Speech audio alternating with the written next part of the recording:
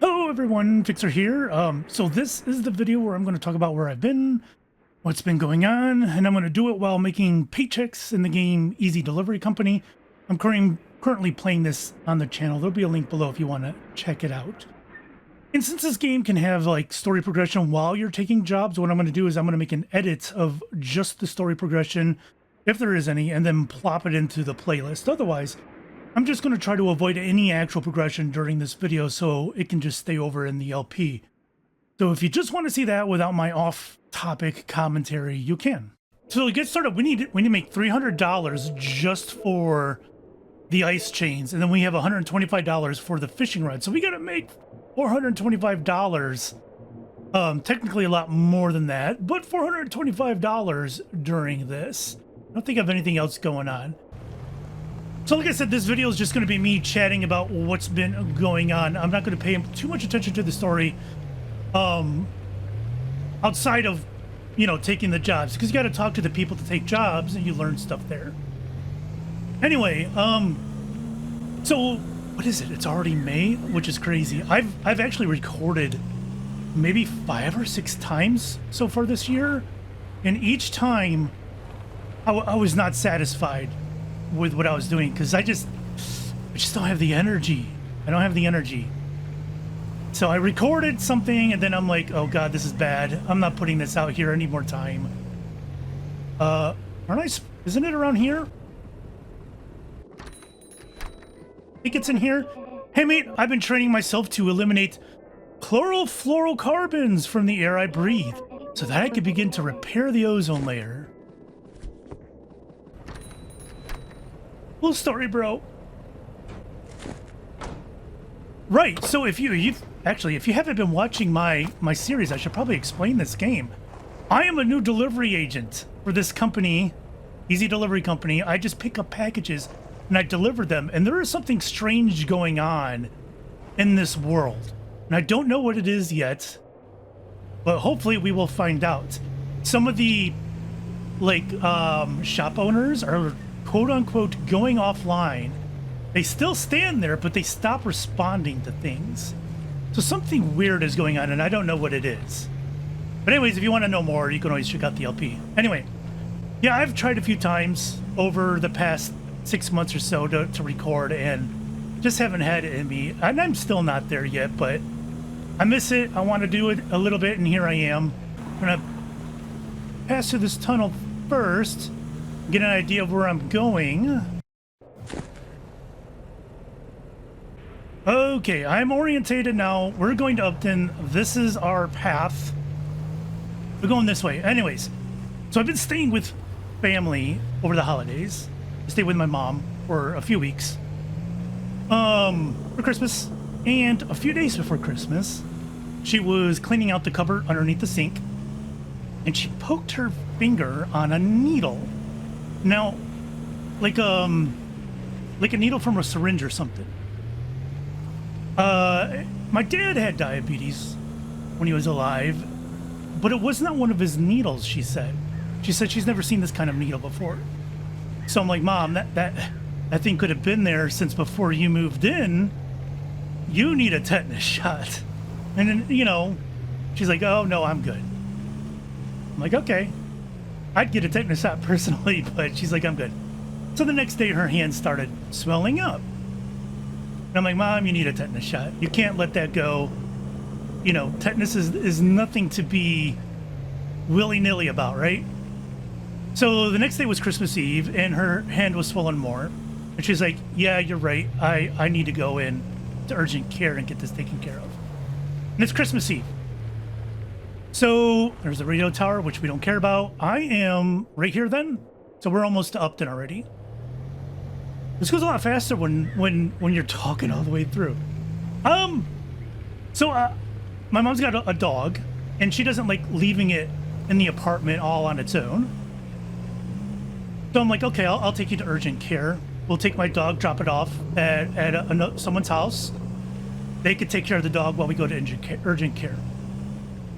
So I get in the car and start driving to urgent care, and not even a mile down the road, I started having a hypoglycemic attack. That's low. What is this? don't remember seeing this before. Has this always been here? A bobblehead? I couldn't do anything with it, even though I had an icon. That's new to me. Anyways, I had a hypoglycemic event, low blood sugar, which means you can't drive when that's happening because you have a possibility of passing out. So luckily I was at an intersection when this started and there was a gas station right there. So where is this delivery at? It's right before the tunnel, or is it in the tunnel? It might be on the other side of the tunnel. So I pull into the gas station and I got some, I don't remember what I got to drink, and some candy to help boost my sugar. All right, so I got to take it all the way over there by Munton. Gotcha. And I'm waiting for my blood sugar to go back up. And it's not. It's taking a while, weirdly a while. Usually it doesn't take that long after you eat like a candy bar and some orange juice or something. Snowy Peaks, I want to go to Munton. And, you know, my mom's like, well, I could just drive. And I'm like, cool. So she drives.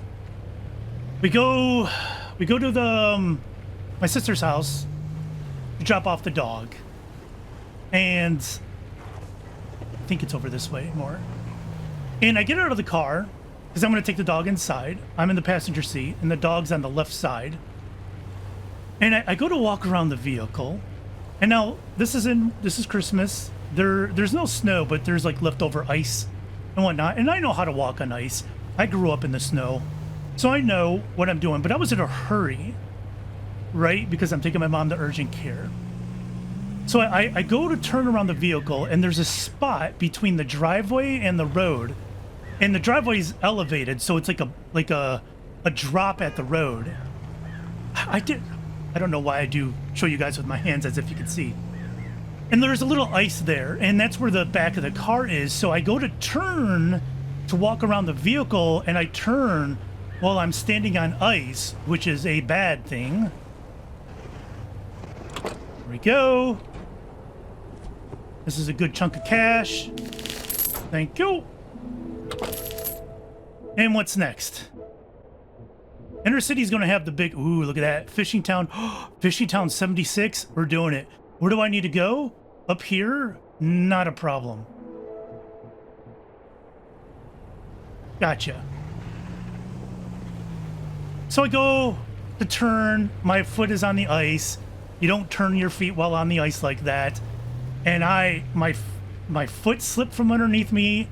And it was one of those cartoon falls where I launched myself in the air.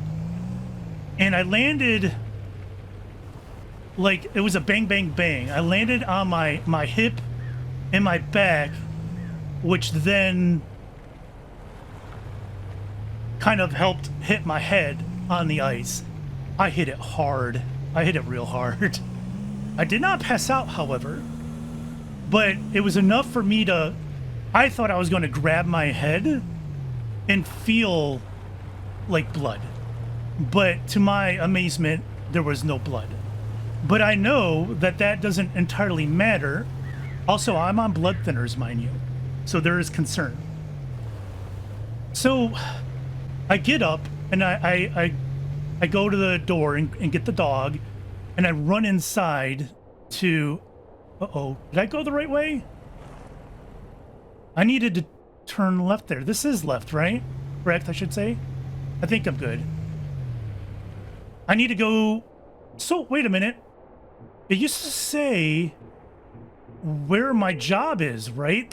Like the actual store? Oh, Easy Cafe, it's down there. I run to the house, drop the dog off, and I'm like, we gotta hurry, Mom. I just hit my head really hard. I'm on blood thinners. I'm a little worried. So and what's funny is we're taking my mom to urgent care, and I need to go to the emergency room, and they're two different locations.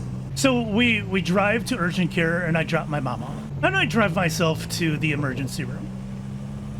And, you know, it's a good thing I didn't pass out. That's usually a bad sign. And so they weren't terribly concerned, but they were concerned that I was on blood thinners. I'm not... Oh, there we go. Falling off the car. Yep. And so they do, fancy seeing you here every once in a while. I wonder whether I should be flirting with everyone I meet. But what happened to this person's eyes? Did they never have eyes? But then I remember everyone I meet is incredibly attractive. Also, did he have a coffee mug in there? I wonder what that coffee mug is. Oh, I don't need this. There you go. It's just a mug of coffee. Yeah, I don't need that. I got that. All right, and we are going all the way back here. So we need to go to Winton. So they do an MRI on me. They do some x-rays. And they're like, they commented on my spondy, which is an issue I have in my back. And they're like, you realize you got spondy, right? And I'm like, yeah. And like, we don't really see anything wrong. And mind you, when I went into the emergency room, I wasn't in any pain. Not only was I not in any pain, my head did not hurt, and there was no lump on it.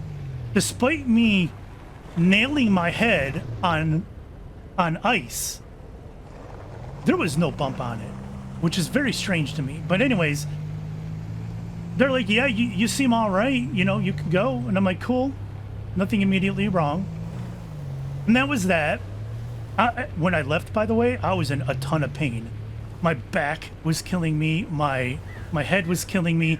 Everything hurt by the time I left. It took a couple hours for it to kick in. I need to go Winton, right? Yeah, that's where we're going. So I left, and I just dealt with pain with some muscle relaxers. They gave me some muscle relaxers. Now, a few weeks go by, and maybe even more than that, maybe a month, and my hip is in serious pain. This is to the tunnel. My hips really, it's hurt me a lot. The place where I actually hit first when I fell. And my neck was hurting a lot. So I make an appointment with my regular doctor just to follow up and say, like, look, I had this fall. They said everything was okay, but I'm hurting a lot. And so she said, yeah. She said there's probably some micro tears in those muscles from the tensing up and whatnot, and they're sore, and you just need to do some exercise or some physical therapy, and you'll be fine. Where do I need to go with this, by the way? It's Fishing Village, and I'm right here, right? And I need to go down here. So I need to go Weston, Easton, out the door. I think I go this way. And so she refers me to a back specialist, because my back was also hurting really bad as well. And she referred me to some physical therapies and all that stuff. So I'm like, well, I've been through physical therapy before, and I didn't with my back 3 times. Not a whole lot of luck. So I'm like, I'm going to go straight to the back specialist and go from there. So I do that.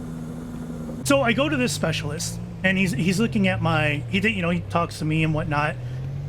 He asked a lot of interesting questions.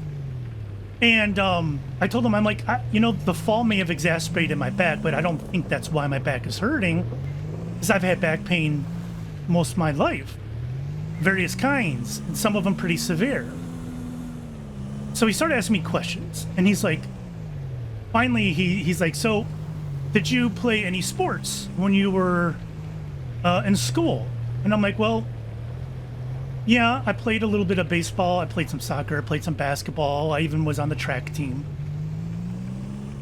And he's like, okay, no football though. And I'm like, no, I didn't play any football. And he's like, did you know that you have a fractured vertebrae? And I'm like, what? No, I didn't know that. He's like, yes, this is the kind of fracture we usually see with kids who are playing school sports or who were in a serious accident. And then it freaking hit me. Hold on. Weston. I do want to go to Weston. Where am I now? Easton. Yes, Easton. I want to go ultimately to Easton. And then it hit me. When I was 19 years old, give or take, I don't remember if it was 18, 19, or 20. It was somewhere around there. I was in a serious car accident. I was on a road that was... The speed limit was 50 miles per hour, but it still had stoplights. I'm going this way. It still had stoplights. So I'm at an intersection stopped, all right? I'm like a good 8 cars from the light. And then there's a couple cars behind me. And a guy who was going the speed limit, probably more, he was going very fast, did not see that everyone stopped. And he hit the cars behind me at full speed. One was just a regular sedan, one was a minivan. So he launched the sedan into the minivan, which was launched into me. And then I was launched into the car in front of me. The car in front of me was a Blazer. And this Blazer was not even a week old, guys. Oh my God, how did I flip? And where did my payload go? Oh good, it's right here. My dude's already tired, man. All right, which way am I going? Fishing Village, that's where I want to go. Fishing Town. So I got launched into this Blazer that is only like 5 days old, 4 days old or something like that. And my car is an accordion. It is scrunched up to nothing. Absolutely nothing. And so I'm, you know, in my seat kind of getting, and this is, I'm in my seat like not really realizing what happened, you know. And finally I realized I did not lose consciousness or anything like that. And I realize it, and I see the guy in the Blazer get out of the car, and he's walking towards me. He's like, here, I'll help you out. And he pulled me out of the window.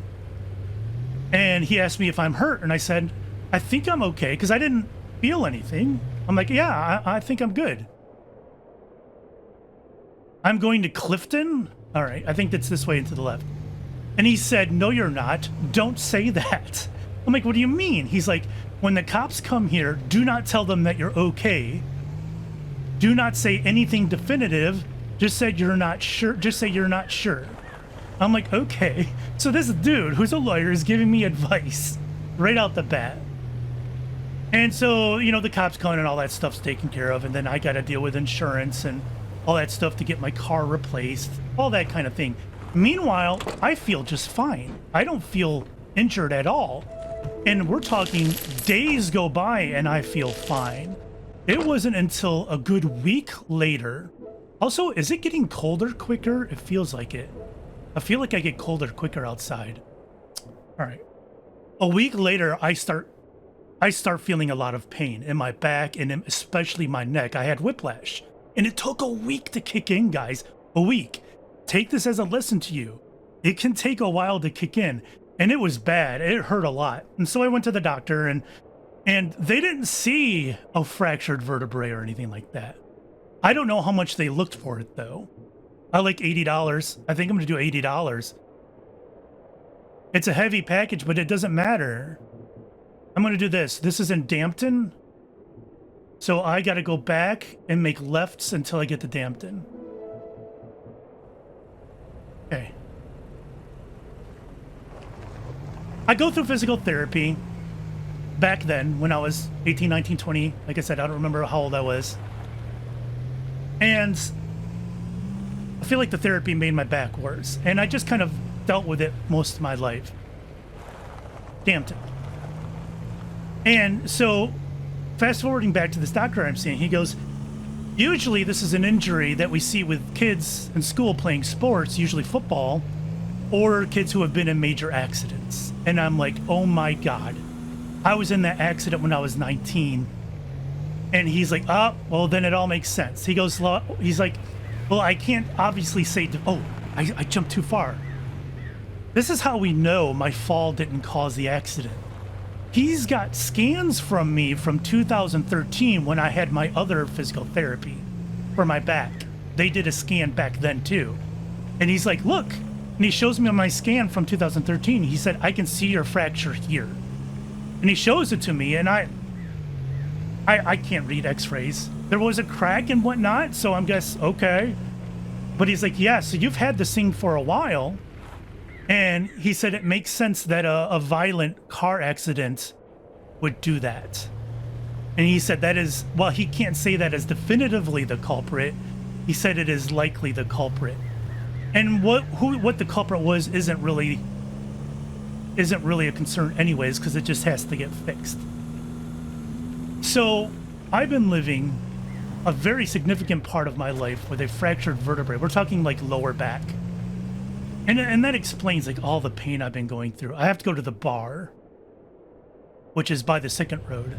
There it is. I'm gonna get a drink while I'm here too. Oh, I need fuel. Okay, I can't mess around. The fuel is important. Hello. Yo, I have a huge business idea for you. Picture a vending machine that's sold other vending machines. Great, eh? What the hell? Something you'd see in Japan. All right, where are we going? Back out the fishing village, which is believable. Okay. So that was a shock to me that I'd spent most of my life with a fractured vertebrae. And so he's like, okay, well, we need to do some more scans. Wait, I don't need to do this. I could just go down here, right? Oh, geez. That was maybe a bad idea. That was hilarious. And a bad idea. But I'm pretty sure I can go through here.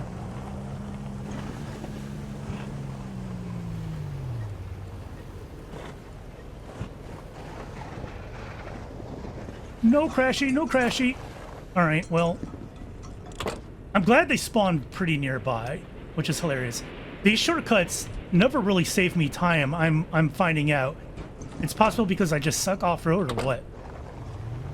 So anyways, it looks like I'm going to be needing some kind of spinal fusion to fix that. Some kind. Clifton or Smalton? Well, we're not going to Smalton, we're going to Clifton. So I'm in the process of getting those things done, more consultations and scans and stuff like that. And there's a bit of a problem that looks like a road going up there. But I have a few other issues that might prevent this from happening. Like right now I'm dealing with something called frozen shoulder, which apparently is some kind of weird muscle freezing that happens in your shoulders, which starts out as pain, but kind of turns into like, this is the way I need to go, right? Turns into like a stiffness in the shoulders. It's really stupid. But apparently I got it in one of my arms, and that could impede some rehab that I would need to do for a spinal fusion, right? Because I'm going to need to be able to do things, some exercises to help my back. And not being able to lift my arm, which I can't. I cannot lift my arm above my shoulder because of this frozen shoulder. That's a problem. So I don't know if I have to get that fixed first. So frozen shoulder it'll fix itself anywhere from like 6 months to 2 years. Or you can have a surgery to get it fixed. So I don't know where I am on that. And I do not want to deal with this back pain for 2 years while I wait for frozen shoulder to fix itself. That seems stupid. So we're going all the way up to Upton again. I need to go to Weston. I'm here. I need to go left. So I'm dealing with that. And there's another issue. I have a hiatal hernia that needs to get fixed as well.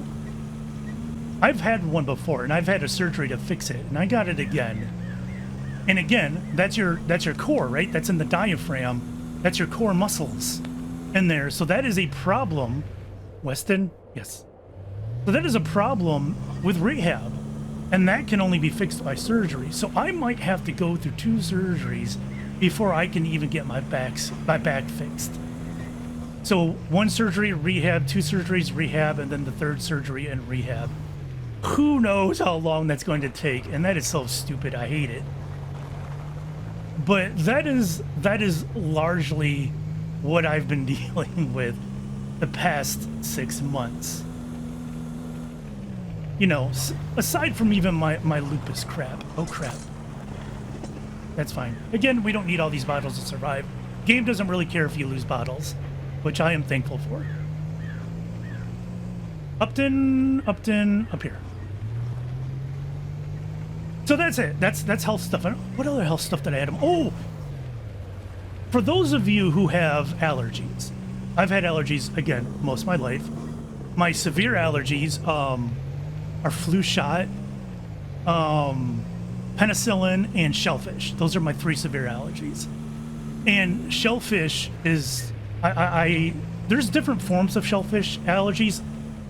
And I want to talk about shellfish allergies in general because a lot of people have misinformation on them. When it comes to shellfish allergies, and I'm talking people who have the allergy, they believe this misinformation too. So a lot of people believe a shellfish allergy comes from the iodine. It does not.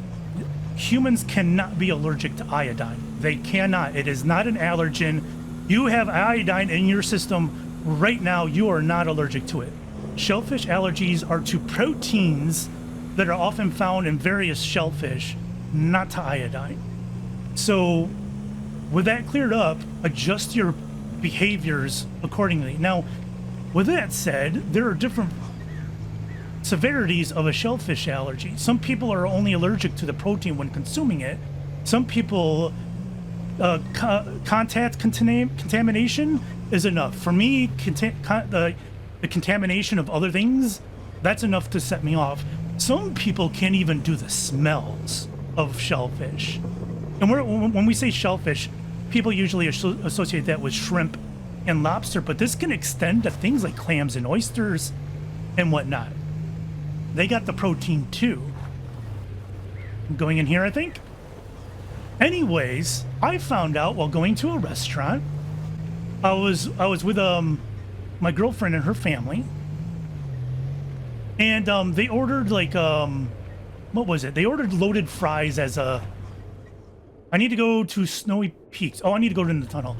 They ordered some loaded fries as an appetizer, which I enjoy. I like loaded fries.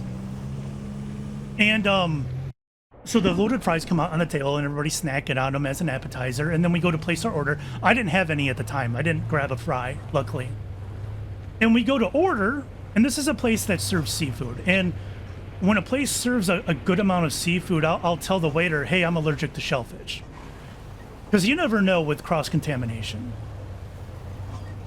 You never know how safe a company is, a restaurant is. And he's like, oh, okay, hold on. And so they got this huge to-do that they do.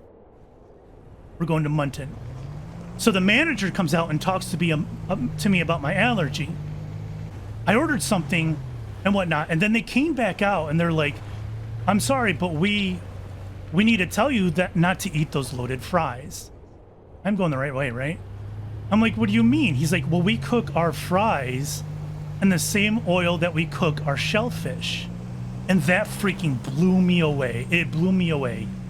With how common a shellfish allergy is, that they cook their fries in the same oil as shellfish is a huge disaster waiting to happen. Because I'm telling you guys, shellfish allergies can be major.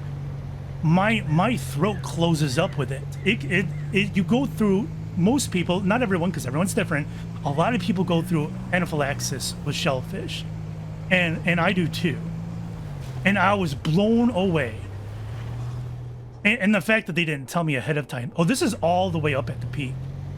So I'm like, what do you mean your fries are cooked in the same oil? And so I started asking now at certain places when we go. I don't just ask, I don't tell them I'm allergic to shellfish. I ask them, do you cook your fries and other fried items, maybe fried chicken or whatever, in the same oil as shellfish? And I tell you guys, I have gotten more yeses than I ever realized. It is common nowadays for them to not switch out, to not have separate fryers. So if you have a shellfish allergy, you guys got to start asking places if they cook the oil in the same thing. Now, people with like peanut allergies, they probably are used to something like this and asking. Shellfish allergy, I was never used to asking this. So that's an added fear, man. You never know what they're doing. Was it the Easy Mart? Oh no. It just says deliver the package to Mutton. I wonder if it's just oh, here it is. It's right in front of my face.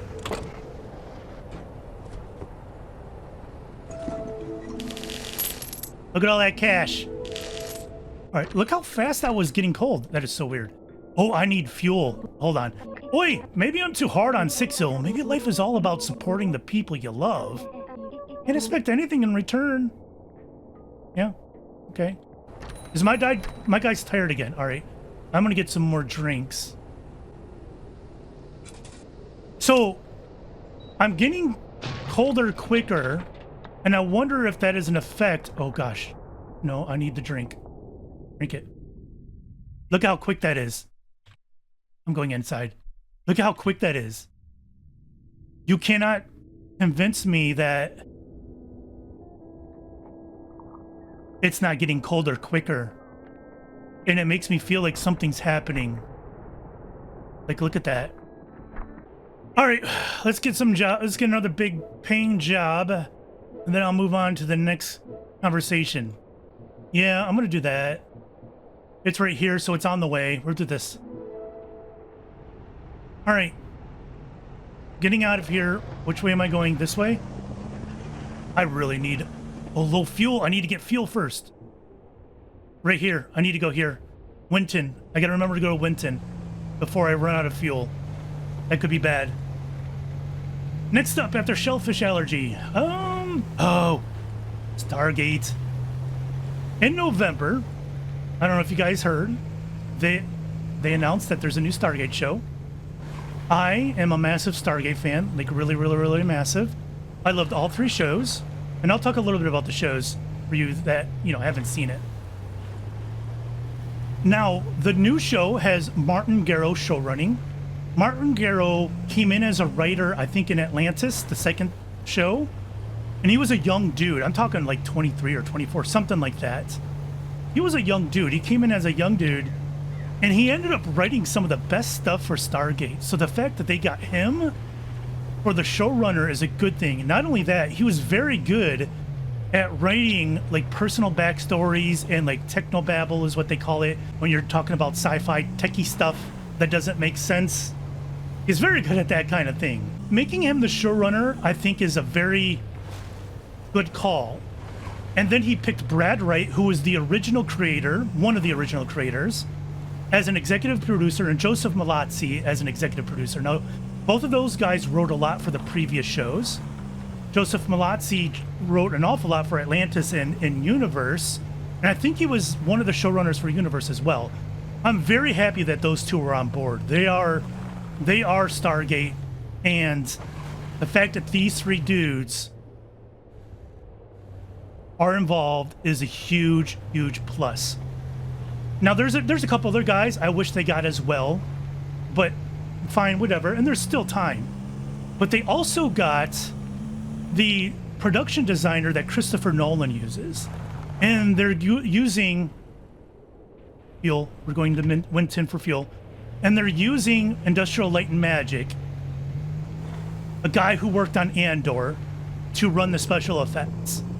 And Andor special effects, top notch. The meteor scene in Andor was freaking gorgeous.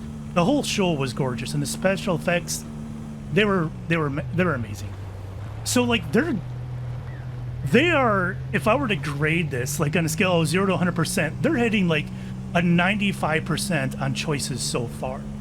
Now, they haven't really said anything else about the show. We know nothing other than it is a continuation. They are not retconning.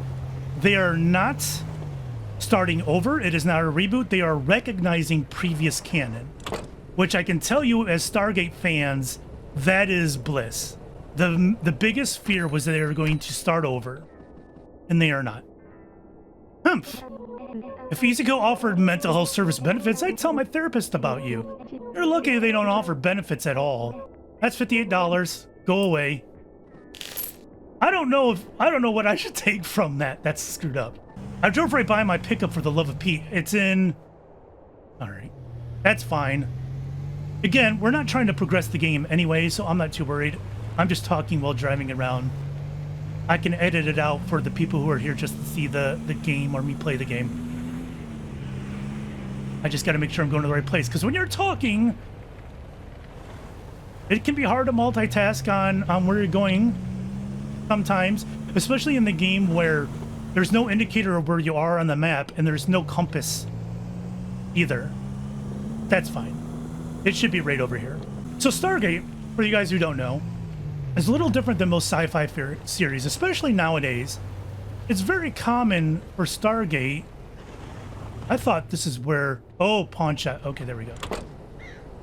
Stargate is what a lot of people would call hopeful sci-fi. I've done my own research on these deliveries and have determined that they definitely contain something suspicious, like cardboard. Thanks for the conspiracy theory, bro. Stargate is considered like positive, or maybe not hopeful sci-fi is a good way to put it. And then we're going to the tunneling. And more along the lines of Star Trek. Star Trek, I didn't watch a ton of Star Trek, but I understand Star Trek. It's more of a hopeful sci-fi. And these days, like, very dark and gritty sci-fi is what's in. And the reason why I like sci-fi, in my opinion, sci-fi doesn't really feel like a genre to me. Sci-fi feels a lot like a mirror. Sci-fi feels like something, a very good tool that you can use to reflect what society is. And so when people are feeling hopeful, you kind of see hopeful sci-fi. And when people are feeling despair, you see a lot of dark and gritty sci-fi. Like we've had, you know, The Expanse, and we've had all these dark sci-fis. And don't get me wrong, I freaking love dark sci-fi. I love apocalyptic shit. I love all that dark stuff. But I like variety too. I like having that. Oh my God, do I gotta go all the way down here? I do, don't I? I can go this way. So I'm really excited to see Stargate come back and be a little bit of a counter to all the dark sci-fi that's out there. So yeah, Stargate's got a lot of sci-fi, but it's got a lot of comedy in it too. They're ensemble casts, so even though the main cast is like 4 characters, if its focus is around a team that travels through the Stargate, there's usually a very large cast supporting it. And what Stargate did really well, not just nail the 4 main characters, they nailed all the ensemble. And I think that's really important in these types of shows. They had a lot of characters that supported the main cast real well. And so I'm really excited. And to use that to segue into something else, more positive sci-fi, I saw Project Hail Mary lately. And if you guys like sci-fi, it's a must-see. It's also considered hopeful sci-fi. So if you're like, I like sci-fi, but I'm getting pretty sick of all the dark and gritty shit of horrible people doing horrible things to good people and fascism and all that shit. If you're authoritarianism, if you're sick of that and you're like, I just want some sci-fi that's hopeful, see Project Hail Mary, see it ASAP. I'm telling you guys, I need to go right, or no, I need to go Easton. Yes. So pick up Project Hail Mary. You will not be disappointed. It is worth it. It is hopeful sci-fi. I got Stargate vibes from it. Not in the sense that they were similar shows, but they had a similar vibe to them. And you don't see that a lot in sci-fi these days. So I highly recommend it. Go see it for sure. At the theaters, I definitely recommend the theater. But I understand if you hate theaters, wait for it to come out on video. Now I got the hiccups. Great. We're going to go back to Christmas. I got a few more things to talk about. This is going to be a bit longer. I mean, you guys can tell with the timestamp where it is. I will put timestamps down below. I should put that at the beginning, actually. So for Christmas, for the past couple years, I've been thinking about Christmas gifts. And, like, a lot of people do gift cards because you don't want to buy someone something that is for their main hobby and be like, I just bought you this cheap piece of crap tool for your main hobby, or I just bought this thing that isn't useful for your hobby because you're an expert in your hobby and blah, blah, blah, blah, blah. So yeah, I bought you a gift card to your favorite store. And I think a lot of people default to that, or there are people who put effort into trying to find a gift and whatnot. And I'm like, I've spent most of my life doing that shit. And I'm like, I want to support artists more. And so not this past Christmas, but the Christmas before that, I bought art from artists for my family. Because I'm just like, I could buy you a gift card to freaking Micro Center, I can buy you a gift card to Michael's, I can buy you a gift card to where the frick ever, and you go buy your stuff, and it just didn't feel personal or memorable or anything. And there's not anything necessarily wrong with that, but it didn't feel right to me anymore. I just got sick of it. So I bought art for everyone last year, the year before last year. And then so this Christmas came by and I'm like, I'm doing it again. I want to buy art, but I want to do something a little bit more than that. So I did two things. I bought them each a piece of art, and then I made a piece of art for each one of them. So what I made was, and I'm not a crafty person, right? I did this despite not being crafty. So I bought these chests, and they're basically like jewelry chests or knick-knack checks or whatever chests you want to, keepsake boxes, whatever. I bought them, and then I customized each one of them for each person. So there it is. So I painted them. I put designs on them. Some of them had stickers, or most of them were just painted. And I did that. I struggled a lot because, again, I'm not a crafty person. I'm not going to say I'm not artistically inclined. I am, but I haven't really exercised that muscle in a very, very long time. At least not that way. I've done it with video games and YouTube, and that's it. Like actual painting and whatnot, I haven't exercised that muscle in forever. So I designed these boxes. It was difficult. I made some boo-boos that I was able to fix, and I gave it to my family for Christmas along with the art that I purchased, and I was very satisfied with it. Like, the perfectionist in me was very critical of what I made, but that is natural in my opinion. I'm gonna go to Dampton or Clifton. Yes, this way. And so I'm like, I've been thinking about it for months actually. And I'm like, I don't have the energy to do YouTube videos like I used to, but I need a creative outlet. I need it. It's in my genes, and I'm struggling without it. And so I've decided that I want to take up painting. And again, I haven't painted like artistically since I was in school. Like, we're talking high school. I haven't really done it since. I've done drawing a little bit, but not painting. Clifton? We're going to Clifton still? And so I started buying some supplies. I bought, and I'm going with gouache. I was going to go with acrylics. Like, I never was really satisfied when I used watercolor, like when I was in school learning painting. Not that I don't like watercolor. I think watercolor can be absolutely beautiful, and I love watercolor paintings. I just didn't think it was for me as far as painting goes. I was into more acrylic because part of me really likes the textures of acrylic. I love the texturing. So I'm like, all right, well, I'll try acrylic on shop. We're back here. And then I thought about it some more because I had acrylics already with the boxes, right? I'm like, well, I'll just use these acrylics and start painting. The birds, they run away when I approach them. They know I'm onto them. I don't think they're real. Too funny. Wait a minute, there were bobbleheads in there. Hold on. There were more bobbleheads. Also, my dude's tired.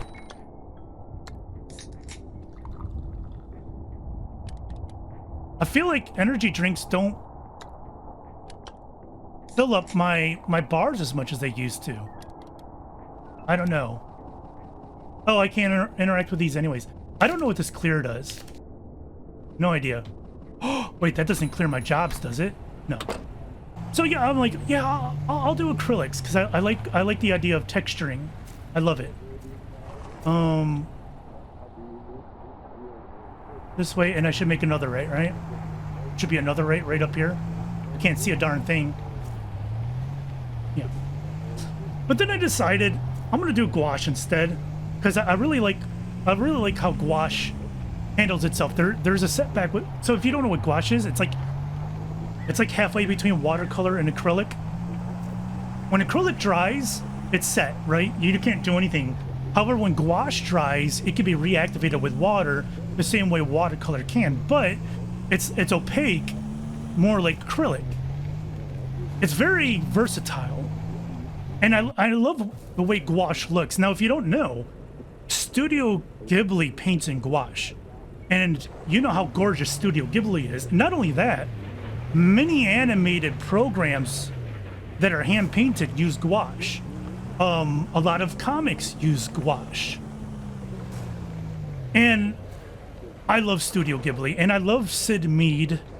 I love Ralph McQuarrie. If you don't know who Ralph McQuarrie is, he's the guy who did the stuff for Star Wars. I got to go all the way up here again. So again, we're going to Weston. We're just doing the same trip back and forth, really, which I'm okay with. Again, this is about me talking and not the game. I love Ralph McQuarrie. I remember when I was little, Star Wars was my favorite thing in the world.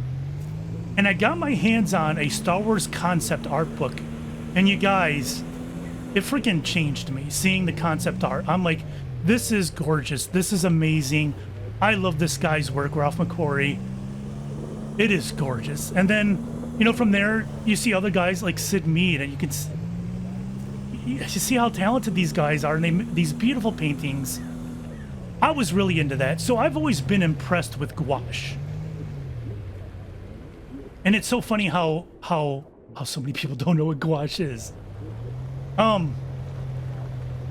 Even though they've seen it many, many times before. Anyways, I decided I think I want to start with gouache. And so I bought some gouache supplies, and I'm going to start that soon. I'm not sure when. I need to be in the right mood.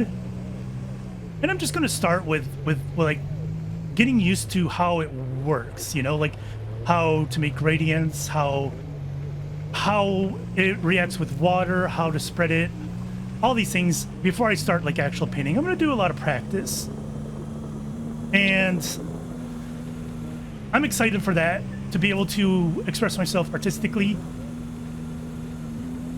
in that way, and hopefully bring my mind more into a more calming effect after dealing with all this bullshit I've been dealing with over the last 6 months. I need something to calm my mind, or else I'm going to go crazy. So there's that. Yes, I'm going to start some art. Oh, sports is next. The World Baseball Classic came and went. If you guys don't know what that is, that started in, what was that, February, I think? So that is like the World Cup of soccer, but for baseball. It's almost the same thing. It's close enough. So you got teams from around the world: Japan, Venezuela, Dominican Republic, Korea, Mexico. And I love that idea. I love all these countries coming together, playing a sports that they love, and seeing that baseball is not just an American sport, that all these countries not only embrace it, but they love it to their core as well. And that makes me feel good, because I loved sports when I was a kid, and I have nostalgia tied to it. So I bought 2 tickets. Well, I bought 4 tickets, 2 to each game, because I went with my girlfriend. So I went to the home opener between the United States. This was done in Houston. So some of the games were in Houston at Daikin Park. I'm going into the tunnel, right? So I bought 2 tickets. We went to the opening game between USA and Brazil, and that was very fun. And I bought a playoff ticket as well, and which is cool. I went to the semifinal. Or no, was it the semifinal or the quarterfinal? Shit, I don't remember. I went to the game where the U.S. played Canada. That was a semifinal, right? I don't know. And that was really fun too. I really enjoyed it, despite the U.S. team doing some dumb shit and whatnot. I still enjoyed my time watching it. And I'm glad I went and got tickets, because this doesn't happen often, and it doesn't always happen in the U.S. Oh God, I got to go all the way up there. That may have been too far. All right, so we're going to Lopton, all the way up here to this radio tower. So I got to make a left up here and then right.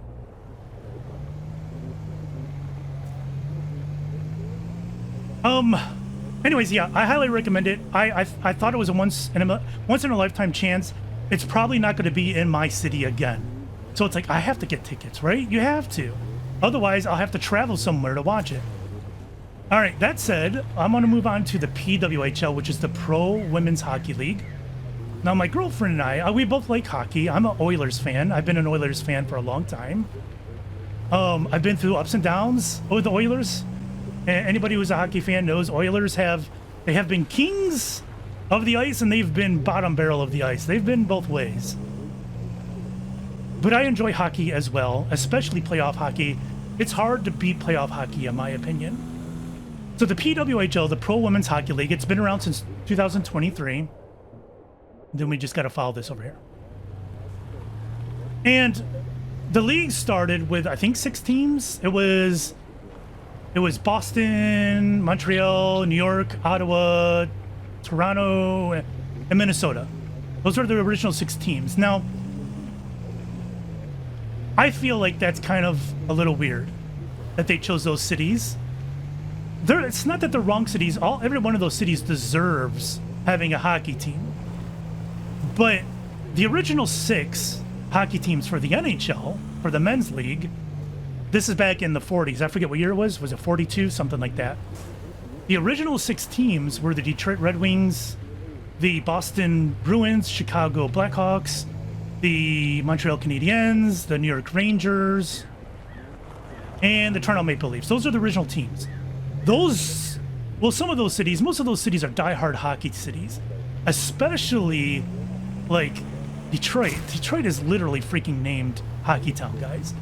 Michigan and Minnesota are the hockey states, and Massachusetts as well. All 3 of them are hockey states. Boston does have a good hockey history. Where's this at? Oh, here it is. So I think it was a little weird to exclude Chicago and Detroit out of the beginning of the PWHL when they have seriously rich hockey histories. And I don't know, I think it's weird that they left it out. And then to make matters worse, when they expanded in 2024 and 2025, neither Chicago or Detroit were part of the expansion, which again, I think is weird. I think it's messed up, but whatever, it happens. All right, we're going over there to Lopton. Easy Cafe. Which way was it going? Is it this way? But anyways, it was really fun to watch the hockey in the Olympics. That also happened. I watched the men's hockey and the women's hockey. Both fun. I feel like there's some players on the USA men's hockey team that I do not like. They're dirty players, and it sucks that they're representing the US, but you know, whatever. They ended up winning. The women's was, I found, more enjoyable to watch, and it was really fun to see them win in overtime. And what's really fun, the homer in me is going to mention this, every single man that was on the ice when they won the gold medal and the woman who scored for the US were all from the Detroit area. Maybe not from the city itself, but from like suburbs that have, you know, a lot more money for hockey, because hockey is not a cheap sport. All of them, 100% of them were from Detroit. And that was a pretty cool thing.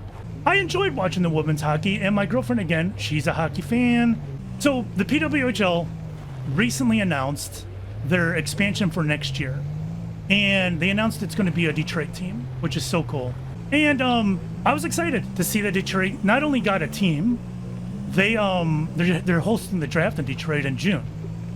So that's going to be fun. I highly recommend you guys check out games. It's the playoffs right now. And it's good hockey. They're every bit as competitive as the men. The men are obviously faster and stronger, right? You can see a difference between the leagues, but that does not make the women's league uninteresting at all. I enjoy it, and I highly recommend you guys check it out. I drove right by this thing. Oh God, we're thirsty again.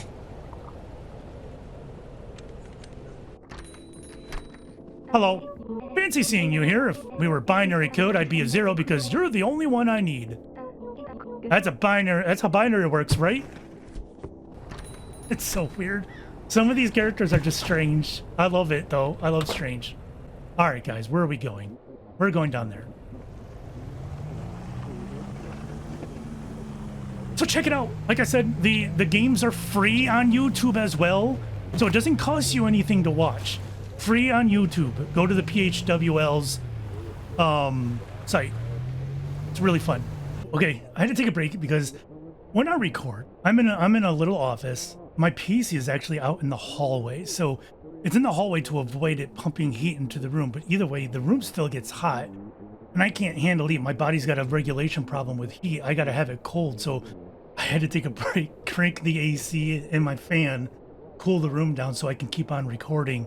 Because I mean, you could probably hear it in my voice too that I'm running out of energy. I'm still short of my goal, so I'm going to do a lot of this off camera. And again, I'm going to edit it, take out only the story parts. No, not Upper Mountain. Take only the story parts, edit them up, and put it into the series. So those of you guys who just want to see that will be able to see it. So last but not least is my Patreon that has been inactive for months now. I'm getting back to that. I've already started designing one postcard. I'm working on that right now. I've got several postcards I need to get out. Yeah, I've started working on postcard. I've got a few. I got 2 from last year. I still have not sent out, and it's already May. So I'm sorry. I apologize. I let it go for too long, and now I'm in a bind trying to get them out, which I'm going to do. So 2 from last year, and then I need to get a couple worked up this year, and I'm not going to rush them. I don't want to put out shit. I want to put out something that I generally want to have on my wall. And I do have all of my postcards on my wall, by the way. Maybe I'll take a video of that so you guys can all see them.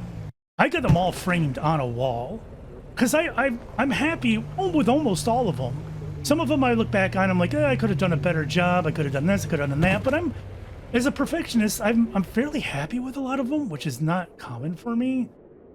Again, we're here and we need to get all the way down there. So I need to work on more of those. And then the game cards, I need to work on those too. And I got to do analysis on whether I can afford them this time around because the tariffs are still tariffs. And I don't know I don't know. I just don't know yet. And I got to do the work to actually figure out what I'm going to do. Because I would love to do them still. Right now, I'm leaning toward yes, they're going to happen. But I don't want to guarantee it yet. Because I need to figure out what's going on. But I think that might be it. I'm not back in that you're going to see tons of series from me. They're going to be sporadic still. They're probably going to be shorter games because I can't handle these long games. This one's 5 hours and it's already pushing me to my limit, and I don't even think I'm halfway through. So, short games, interesting games that I like. The reason why you guys come here, I would assume, because I do cover games people tend not to cover very much. Oops. Look at that, they all landed on top of each other. That's great. But that's where I'm at. If you guys have any questions for me, let me know below.